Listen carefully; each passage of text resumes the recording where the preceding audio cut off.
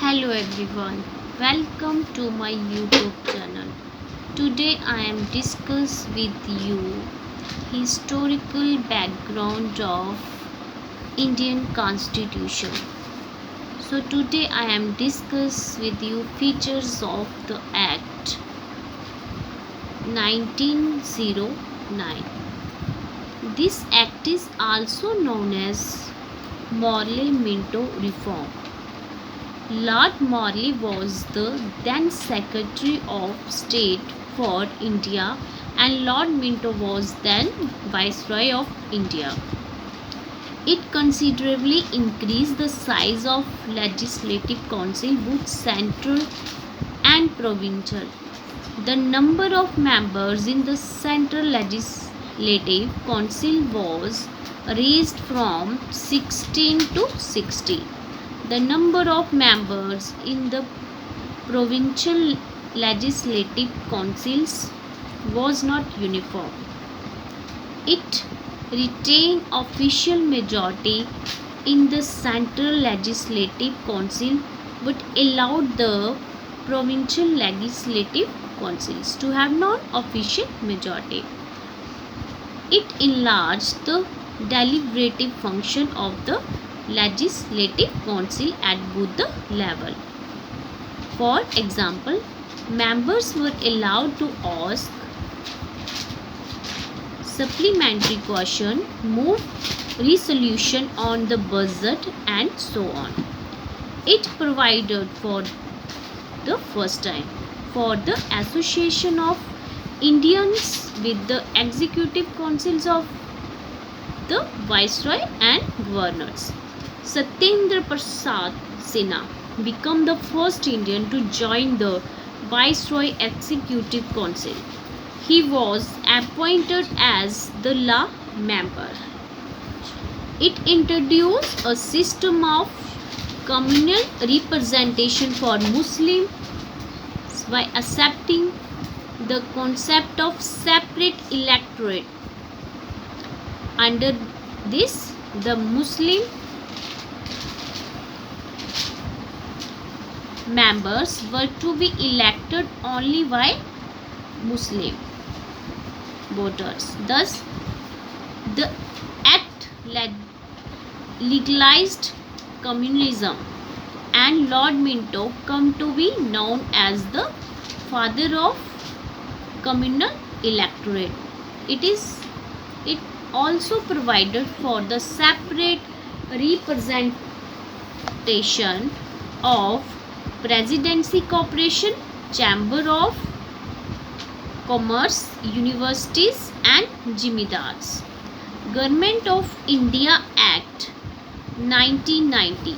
The main features of Government India Act on August 20, 1970, the British government declared for the first time that its objective was the gradual introduction of responsible government India. The Government of India Act of 1990 was thus enacted, which came into force in 1921. This act is also known as Monk-Chelmsford reforms. Monk was the Secretary of State for India and Lord Chelmsford was the Viceroy of India. Features of the Act. It relaxed the central control over the provinces by demarcating and separating the central and provincial subjects. The central and provincial legislature was authorized to make law on their respective list of subjects. However, the structure of government continued to be centralized and unitary. It further divided the provincial subject into two parts, transferred and reserved. The transferred subjects were to be administered by the governor with the aid of ministers responsible to the legislative council. The reserved subjects, on the other hand, were to be administered by the governor and his executive council without being responsible to the legislative council.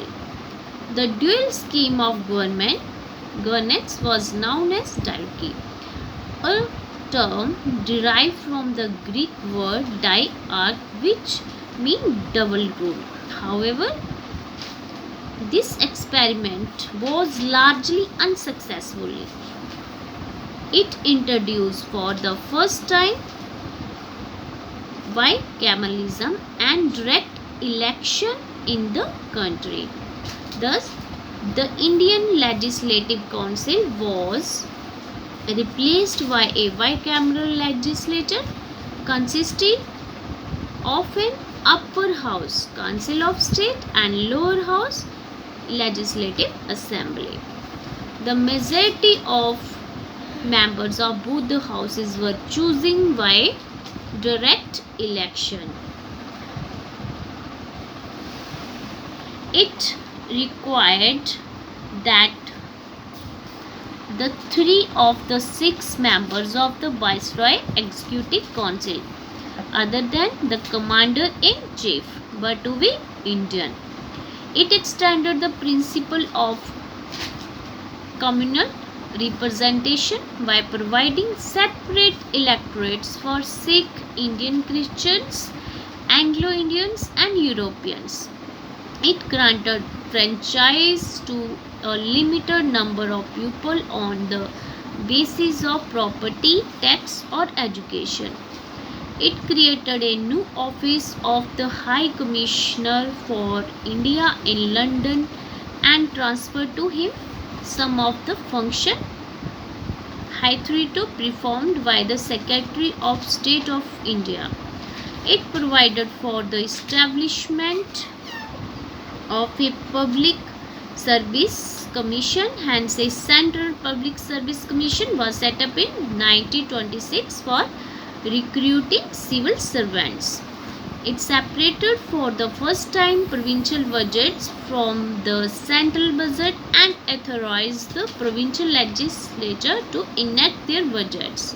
It provided for the appointment of a statutory commission to inquire into the report on it working after 10 years of its coming into force. Simon Commission. In November 1927 itself is that 2 years before the schedule, the British government announced the appointment of a 7-member statutory commission under the chairmanship of Sir John Simon to report on the condition of India under its new constitution. All the members of commission were British and hence all the parties boycotted the commission. The commission submitted its report in 1930 and responsible government in the provinces, establishment of a federation of British India and princely state, constitution of communal electorate and so on. To consider the proposal of the commission, the British government convened 3 roundtable conferences of the representative of the British government, British India and Indian princely state.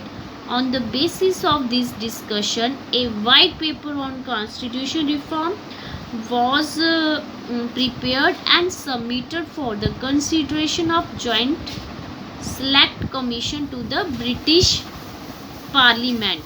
The recommendations of this committee were incorporated in the next Government of India Act 1935.